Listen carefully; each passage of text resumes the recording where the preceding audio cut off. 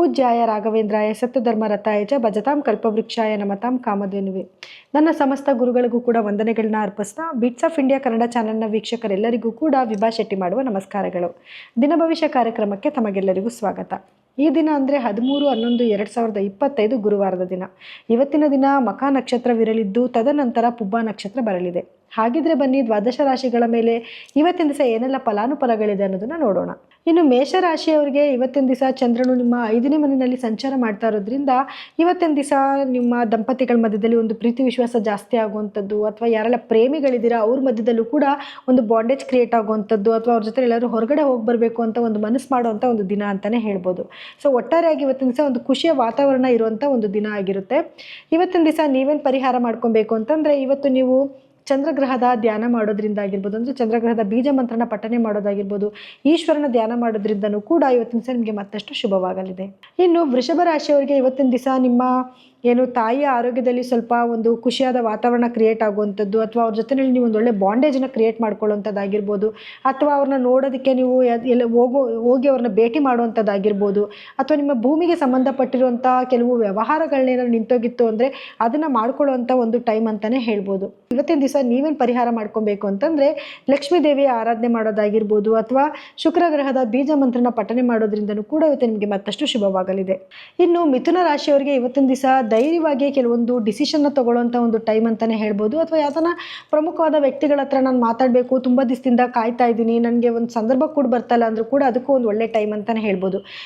ಇವತ್ತಿನ ದಿವಸ ನೀವು ನಿಮ್ಮ ಸ್ನೇಹಿತರನ್ನ ಭೇಟಿ ಮಾಡುವಂಥದ್ದಾಗಿರ್ಬೋದು, ಅಥವಾ ನಿಮ್ಮ ಒಂದು ತಮ್ಮ ತಂಗಿ ಏನಾದರೂ ಇದ್ದರು ಅಂತಂದರೆ ಅವ್ರನ್ನ ಭೇಟಿ ಮಾಡುವಂಥದ್ದಾಗಿರ್ಬೋದು, ಅವರಿಂದ ನಿಮಗೆ ಕೆಲವು ಶುಭ ಸುದ್ದಿಗಳು ಸಿಗುವಂಥ ಒಂದು ದಿನ ಅಂತಲೇ ಹೇಳ್ಬೋದು. ಇವತ್ತಿನ ದಿವಸ ನೀವೇನು ಪರಿಹಾರ ಮಾಡ್ಕೊಬೇಕು ಅಂತಂದರೆ, ನೀವು ಬುಧಗ್ರಹದ ಧ್ಯಾನ ಮಾಡೋದಾಗಿರ್ಬೋದು, ಅಥವಾ ಬುಧಗ್ರಹದ ಬೀಜ ಮಂತ್ರನ ಪಠನೆ ಮಾಡೋದು, ಅಥವಾ ವಿಷ್ಣು ಸಹಸ್ರನಾಮ ಕೇಳೋದ್ರಿಂದನೂ ಕೂಡ ಇವತ್ತು ನಿಮಗೆ ಮತ್ತಷ್ಟು ಶುಭವಾಗಲಿದೆ. ಇನ್ನು ಕಟಕ ರಾಶಿಯವರಿಗೆ ಇವತ್ತಿನ ದಿವಸ ಒಂದು ಹಣಕಾಸಿನ ಒಂದು ಪ್ರಮುಖವಾದ ನಿರ್ಧಾರಗಳನ್ನ ತಗೊಳ್ಳುವಂಥ ದಿನ ಅಂತಲೇ ಹೇಳ್ಬೋದು. ಮತ್ತು ಇವತ್ತಿನ ದಿವಸ ನಿಮಗೆ ಮಾತಿನ ಮೇಲೆ ನಿಂತಿರುವಂಥ ದಿನ ಅಂತ ಹೇಳ್ಬೋದು. ಇವತ್ತು ನೀವೇನೇ ಒಂದು ಮಾತಾಡ್ತಿದ್ರು ಕೂಡ ಇವತ್ತೇನಾದ್ರು ಒಂದು ಮೀಟಿಂಗ್ ಇದೆ, ಅದರಲ್ಲಿ ನೀವೇ ಪ್ರಮುಖವಾಗಿ ಏನೋ ಒಂದು ಭಾಷಣ ಮಾಡ್ತಾ ಇದ್ದೀರಾ, ಅಥವಾ ಏನೋ ನೀವು ಪ್ರಮುಖವಾಗಿ ಕೆಲವು ವಿಚಾರಗಳನ್ನ ಎಕ್ಸ್ಪ್ಲೇನ್ ಮಾಡ್ತಿದ್ದೀರಾ ಅಂತಂದರೆ ಪ್ರತಿಯೊಬ್ಬರು ಕೂಡ ಅದನ್ನು ನಿಮಗೆ ಕೇಳಿಸ್ಕೊಳ್ಳುವಂಥ ಒಂದು ಟೈಮ್ ಅಂತಲೇ ಹೇಳ್ಬೋದು.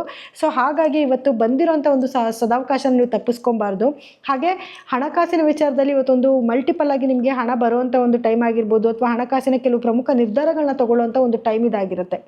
ಇವತ್ತಿನ ದಿವಸ ನೀವೇನು ಪರಿಹಾರ ಮಾಡ್ಕೊಬೇಕು ಅಂತಂದರೆ, ಇವತ್ತು ನೀವು ಶಿವನ ದೇವಸ್ಥಾನಕ್ಕೆ ಹೋಗಿ ಬರೋದಾಗಿರ್ಬೋದು, ಅಥವಾ ಒಂದು 10 ನಿಮಿಷ ಕೂತ್ಕೊಂಡು ಮೆಡಿಟೇಷನ್ ಮಾಡೋದ್ರಿಂದನೂ ಕೂಡ ಇವತ್ತು ನಿಮಗೆ ಮತ್ತಷ್ಟು ಶುಭವಾಗಲಿದೆ.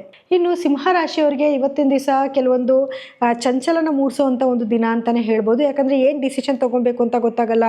ಒಂದು ಅರ್ಧ ದಿವಸ ತುಂಬ ಖುಷಿಯಿಂದ ಕಾಲ ಕಳೆಯೋದು, ಅಥವಾ ಏನೋ ಒಂದು ಪ್ಲ್ಯಾನ್ ಮಾಡಿರ್ತೀರಾ, ಸಾಯಂಕಾಲ ಆಗೋಷ್ಟೊಳಗಡೆ ಅಯ್ಯೋ ಬೇಡ ಮನೆಯಲ್ಲೇ ಕಾಲ ಕಳೆಯೋಣ ಅಂತ ಅಂದ್ಕೊಳ್ಳೋದು, ಅಥವಾ ಇಲ್ಲ ಹೊರಗಡೆ ಹೋಗಲೇಬೇಕು, ಹೊರಗಡೆ ಊಟ ಮಾಡಬೇಕು, ಯಾಕೋ ತುಂಬ ಬೇಜಾರಾಗ್ತಿದೆ ಅಂತ ಅಂದ್ಕೊಳ್ಳೋಂಥ ಒಂದು ದಿನ ಅಂತಲೇ ಹೇಳ್ಬೋದು. ಇವತ್ತು ನೀವೇನು ಪರಿಹಾರ ಮಾಡ್ಕೊಬೇಕು ಅಂತಂದರೆ, ನೀವು ಸೂರ್ಯಗ್ರಹದ ಧ್ಯಾನ ಮಾಡೋದಾಗಿರ್ಬೋದು, ಮತ್ತು ಚಂದ್ರನ ಧ್ಯಾನ ಮಾಡೋದ್ರಿಂದನೂ ಕೂಡ ಇವತ್ತು ನಿಮಗೆ ಕೆಲವೊಂದು ಆಗೋ ನೆಗೆಟಿವಿಟಿನ ನೀವು ತಪ್ಪಿಸ್ಕೊಬಹುದು. ಇನ್ನು ಕನ್ಯಾ ರಾಶಿಯವರಿಗೆ ಇವತ್ತಿನ ದಿವಸ ಕೆಲಸದಲ್ಲಿ ಸ್ವಲ್ಪ ಹಿನ್ನಡೆ ಆಗೋ ಸಾಧ್ಯತೆಗಳಿರುತ್ತೆ. ಸ್ವಲ್ಪ ನೀವೇನಾದರೂ ವರ್ಕ್ ಮಾಡ್ತಾ ಇದ್ದೀರಾ ಅಂತಂದರೆ ಸ್ವಲ್ಪ ನಿಮ್ಮ ವ್ಯಾಪಾರದಲ್ಲಿ ಒಂಚೂರು ಹಿನ್ನಡೆ ಆಗೋ ಸಾಧ್ಯತೆಗಳಿರುತ್ತೆ, ಅಥವಾ ಯಾವುದಾದ್ರೂ ಹಣಕಾಸು ಬರ್ತಾ ಇದೆ ಅಂದರೆ ಅದು ಸ್ವಲ್ಪ ನಿಧಾನವಾಗಿ ಬರುವಂಥದ್ದು.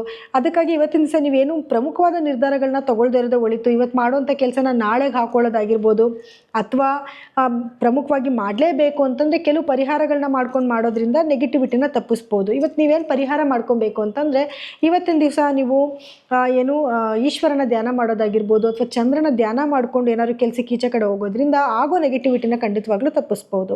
ಇನ್ನು ತುಲಾ ರಾಶಿಯವರಿಗೆ ಇವತ್ತಿನ ದಿವಸ ಒಂದು ಖುಷಿಯಾದ ವಾತಾವರಣ ಇರುವಂಥ ದಿನ ಅಂತ ಹೇಳ್ಬೋದು, ಒಂದು ಅದೃಷ್ಟಕರವಾದ ದಿನ ಅಂತಲೇ ಹೇಳ್ಬೋದು. ಏನೇ ಕೆಲಸಕ್ಕೆ ಕೈ ಇಟ್ಟರು ಕೂಡ ಅದರಲ್ಲಿ ಸಕ್ಸಸ್ ಆಗುವಂಥ ದಿನ ಅಂತಲೇ ಹೇಳ್ಬೋದು. ಪ್ರಮುಖವಾದ ಕೆಲವು ಅಗ್ರಿಮೆಂಟ್ಗಳಿಗೆ ಸೈನ್ ಹಾಕುವಂಥದ್ದಾಗಿರ್ಬೋದು, ಏನೇ ಆದರೂ ಕೂಡ ನೀವು ಪ್ರಮುಖವಾದ ಒಂದು ಏನೇ ಡಿಸಿಷನ್ ತೊಗೊಳ್ಳೋಕ್ಕೂ ಕೂಡ ಒಂದು ಗುಡ್ ಟೈಮ್ ಅಂತ ಹೇಳ್ಬೋದು.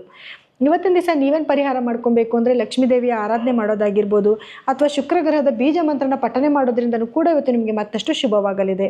ಇನ್ನು ವೃಶ್ಚಿಕ ರಾಶಿಯವರಿಗೆ ಇವತ್ತಿನ ದಿವಸ ನಿಮ್ಮ ಕರ್ಮಸ್ಥಾನದಲ್ಲಿ ಚಂದ್ರನ ಸಂಚಾರ ನಡೀತಾ ಇರೋದ್ರಿಂದ ನಿಮ್ಮ ಉದ್ಯೋಗದಲ್ಲಿ ಒಂದು ಸ್ವಲ್ಪ ಯಶಸ್ಸಾಗುವಂಥದ್ದು, ಅಥವಾ ನಿಮ್ಮ ವ್ಯಾಪಾರದಲ್ಲಿ ಯಶಸ್ಸಾಗುವಂಥ ಒಂದು ದಿನ ಅಂತ ಹೇಳ್ಬೋದು. ಅಥವಾ ಕೆಲಸ ಸ್ವಲ್ಪ ಜಾಸ್ತಿ ಮಾಡುವಂಥದ್ದು, ಅಥವಾ ಏನೋ ಕೆಲಸ ಮಾಡೋದಕ್ಕೆ ಒಂದು ಒಳ್ಳೆ ಮೂಡ್ ಕ್ರಿಯೇಟ್ ಆಗುವಂಥದ್ದು. ಇಲ್ಲಪ್ಪ ನಾನು ಕೆಲಸ ಮಾಡಲೇಬೇಕು, ಇವತ್ತಿನ ದಿವಸ ನಾನು ಚೆನ್ನಾಗಿ ಸಂಪಾದನೆ ಮಾಡ್ತೀನಿ ಅನ್ನೋ ಒಂದು ಭರವಸೆ ಮೂಡುವಂಥ ಒಂದು ದಿನ ಅಂತಲೇ ಹೇಳ್ಬೋದು.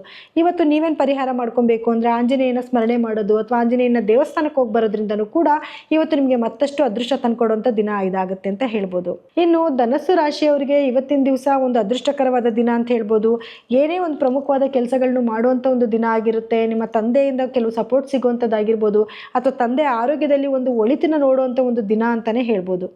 ಇವತ್ತಿನ ದಿವಸ ನೀವೇನು ಪರಿಹಾರ ಮಾಡ್ಕೊಬೇಕು ಅಂತಂದರೆ, ಗುರುಗಳ ಧ್ಯಾನ ಮಾಡೋದಾಗಿರ್ಬೋದು, ಅಥವಾ ಮನೇಲಿರೋ ಹಿರಿಯರ ಆಶೀರ್ವಾದ ಪಡ್ಕೊಂಡು ಈಚೆ ಕಡೆ ಕೆಲಸಕ್ಕೆ ಹೋಗೋದ್ರಿಂದಲೂ ಕೂಡ ಇವತ್ತು ನಿಮಗೆ ಮತ್ತಷ್ಟು ಶುಭವಾಗಲಿದೆ. ಇನ್ನು ಮಕರ ರಾಶಿಯವರಿಗೆ ಇವತ್ತಿನ ದಿವಸ ಅಷ್ಟಮ ಚಂದ್ರ ಆಗಿರೋದ್ರಿಂದ ಸ್ವಲ್ಪ ಹಿನ್ನಡೆ ಆಗೋ ಸಾಧ್ಯತೆಗಳಿರುತ್ತೆ. ಅಂದರೆ ಸ್ವಲ್ಪ ಮೂಡ್ ಸ್ವಿಂಗ್ ಆಗುವಂಥದ್ದು, ಏನೇ ಕೆಲಸ ಮಾಡೋಕ್ಕೆ ಹೋದ್ರೂ ಏನೋ ಕೆಲಸ ಮಾಡೋಕ್ಕೆ ಇಂಟ್ರೆಸ್ಟೇ ಇಲ್ಲ ಅಂತ ಅನ್ನೋದಾಗಿರ್ಬೋದು, ಯಾವುದೇ ಪ್ರಮುಖವಾದ ಡಿಸಿಷನ್ನ ತೊಗೊಳಕ್ಕಾಗದೇ ಇರೋಂಥದ್ದು, ಆಲಸ್ಯ ಆಗುವಂಥ ಒಂದು ದಿನ ಅಂತ ಹೇಳ್ಬೋದು. ಹಾಗಾಗಿ ಇವತ್ತಿನ ದಿವಸ ನೀವೇನು ಪರಿಹಾರ ಮಾಡ್ಕೊಬೇಕು ಅಂತಂದರೆ, ನಿಮಗಾಗಿ ನೀವು ಒಂದು 10 ನಿಮಿಷ ಕೂತ್ಕೊಂಡು ಮೆಡಿಟೇಷನ್ ಮಾಡಿ ತದನಂತರ ನೀವು ಕೆಲಸಕ್ಕೆ ಹೋಗೋದ್ರಿಂದ ಬರೋ ನೆಗೆಟಿವಿಟಿನ ಖಂಡಿತವಾಗ್ಲೂ ನೀವು ತಪ್ಪಿಸ್ಕೊಬೋದು. ಇನ್ನು ಕುಂಭರಾಶಿಯವರಿಗೆ ನಿಮ್ಮ 7ನೇ ಮನೆಯಲ್ಲಿ ಚಂದ್ರನ ಸಂಚಾರ ಆಗ್ತಾ ಇರೋದ್ರಿಂದ ದಂಪತಿಗಳ ಮಧ್ಯದಲ್ಲಿ ಒಂದು ಪ್ರೀತಿ ವಿಶ್ವಾಸ ಜಾಸ್ತಿ ಆಗುವಂಥದ್ದು, ಅಥವಾ ಅವ್ರಿಗಾಗಿ ನೀವು ಸಮಯ ಕೊಡುವಂಥದ್ದು, ಅವ್ರ ಜೊತೆ ಎಲ್ಲರೂ ಹೊರಗಡೆ ಹೋಗಿ ಬರುವಂಥದ್ದು, ಅಥವಾ ಮನೆಯಲ್ಲೇ ಕಾಲ ಕಳೆಯುವಂಥ ಒಂದು ದಿನ ಅಂತಲೇ ಹೇಳ್ಬೋದು. ಮತ್ತೇನು ಪಾರ್ಟ್ನರ್ಶಿಪ್ ಇನ್ ಬಿಸ್ನೆಸ್ ಮಾಡ್ತಾ ಇದ್ದೀರಾ ಅಂದರೆ ಪಾರ್ಟ್ನರ್ಶಿಪ್ ಅವ್ರ ಜೊತೆಲಿ ಕೂತ್ಕೊಂಡು ಮಾತಾಡುವಂಥದ್ದು, ಅಥವಾ ಹಣದ ವಿಲೇವಾರಿ ಏನಾದರೂ ಇತ್ತು ಅಂದರೆ ಅದ್ರ ಬಗ್ಗೆ ಡಿಸ್ಕಸ್ ಮಾಡುವಂಥ ಒಂದು ಗುಡ್ ಟೈಮ್ ಅಂತ ಹೇಳ್ಬೋದು. ಇವತ್ತಿನ ದಿವಸ ನೀವೇನು ಪರಿಹಾರ ಮಾಡ್ಕೊಬೇಕು ಅಂತಂದರೆ, ಇವತ್ತು ನೀವು ಈಶ್ವರನ ಧ್ಯಾನ ಮಾಡೋದಾಗಿರ್ಬೋದು, ಅಥವಾ ಚಂದ್ರಗ್ರಹದ ಬೀಜ ಮಂತ್ರ ಪಠನೆ ಮಾಡೋದ್ರಿಂದನೂ ಕೂಡ, ಶುಕ್ರ ಗ್ರಹದ ಬೀಜ ಮಂತ್ರನ ಪಠನೆ ಮಾಡೋದ್ರಿಂದನೂ ಕೂಡ ಇವತ್ತು ನಿಮಗೆ ಮತ್ತಷ್ಟು ಖುಷಿ ತಂದುಕೊಡುವಂಥ ದಿನ ಅಂತಲೇ ಹೇಳ್ಬೋದು. ಇನ್ನು ಮೀನರಾಶಿಯವರಿಗೆ ಇವತ್ತಿನ ದಿವಸ ನಿಮ್ಮ 6ನೇ ಮನೆಯಲ್ಲಿ ಚಂದ್ರನ ಸಂಚಾರ ಇರೋದ್ರಿಂದ ಇವತ್ತು ನಿಮಗೆ ಸ್ವಲ್ಪ ಶತ್ರುಗಳ ಕಾಟ ಜಾಸ್ತಿ ಆಗುವಂಥದ್ದಾಗಿರ್ಬೋದು, ಅಥವಾ ಏನಾದರೂ ಸಾಲದ ಬಾಧೆ ಜಾಸ್ತಿ ಆಗುವಂಥದ್ದಾಗಿರ್ಬೋದು, ಅಥವಾ ಎಲ್ಲಾದರೂ ಹಣದ ವ್ಯವಸ್ಥೆ ನೀವು ಮಾಡಬೇಕು ಅಂತ ಯಾರ ಹತ್ರ ದುಡ್ಡನ್ನ ಕೇಳಿದ್ದೀರಾ ಅಂದರೆ ಅವ್ರು ನಿಮ್ಗೆ ತಂದು ಕೊಡುವಂಥ ದಿನ ಅಂತ ಕೂಡ ಅನ್ಕೋಬೋದು ಇವತ್ತಿನ ದಿವಸ. ಹಾಗಾಗಿ ಇವತ್ತು ನಿಮಗೆ ಕೆಲವೊಂದು 50-50 ಸ್ವಲ್ಪ ಖುಷಿಯ ವಾತಾವರಣ ಇರುತ್ತೆ, ಕೆಲವು ಸ್ವಲ್ಪ ಬೇಜಾರು ಮಾಡ್ಕೊಳ್ಳೋಂಥ ಒಂದು ಟೈಮ್ ಕೂಡ ಇರುತ್ತೆ ಅಂತ ಹೇಳ್ಬೋದು. ಹಾಗೆ ಆರೋಗ್ಯದಲ್ಲಿ ಸ್ವಲ್ಪ ಏರುಪೇರುಗಳಾಗೋ ಸಾಧ್ಯತೆಗಳಿರುತ್ತೆ, ಅದ್ರ ಕಡೆ ನೀವು ಒಂಚೂರು ಗಮನ ಕೊಡಬೇಕಾಗಿ ಬರುತ್ತೆ. ಇನ್ನು ಇವತ್ತಿನ ದಿವಸ ನೀವೇನು ಪರಿಹಾರ ಮಾಡ್ಕೊಬೇಕು ಅಂತಂದರೆ, ಗುರುಗಳ ದೇವಸ್ಥಾನಕ್ಕೆ ಹೋಗೋದಾಗಿರ್ಬೋದು, ಅಥವಾ ಗುರುಗಳಿಗೆ ದೇವಸ್ಥಾನಕ್ಕೆ ಹೋಗಿ ನಿಮ್ಮ ಹೆಸರಲ್ಲಿ ಒಂದು ಅರ್ಚನೆ ಮಾಡಿಸ್ಕೊಂಡು ಬರೋದ್ರಿಂದನೂ, ಅದೊಂದು 10 ನಿಮಿಷ ನಿಮಗಾಗಿ ನೀವು ಮೆಡಿಟೇಷನ್ ಮಾಡ್ಕೊಂಡು ಬರೋದ್ರಿಂದನೂ ಕೂಡ ಬರೋ ನೆಗೆಟಿವಿಟಿನ ಖಂಡಿತವಾಗ್ಲೂ ನೀವು ಇವತ್ತಿನ ದಿವಸ ತಪ್ಪಿಸ್ಬೋದು. ಇನ್ನು ಇದಾಗಿತ್ತು ದ್ವಾದಶ ರಾಶಿಗಳ ಈ ದಿನದ ಫಲಾನುಫಲಗಳು. ಇನ್ನು ಕಾರ್ಯಕ್ರಮ ಮುಗಿಸೋಂಥ ಸಮಯ ಇದಾಗಿದೆ. ನಾಳಿನ ದಿನ ಭವಿಷ್ಯ ಕಾರ್ಯಕ್ರಮದಲ್ಲಿ ಮತ್ತೆ ನಾನು ನಿಮ್ಮನ್ನು ಭೇಟಿ ಮಾಡ್ತೀನಿ. ಎಲ್ಲರಿಗೂ ಕೂಡ ನನ್ನ ಧನ್ಯವಾದಗಳು.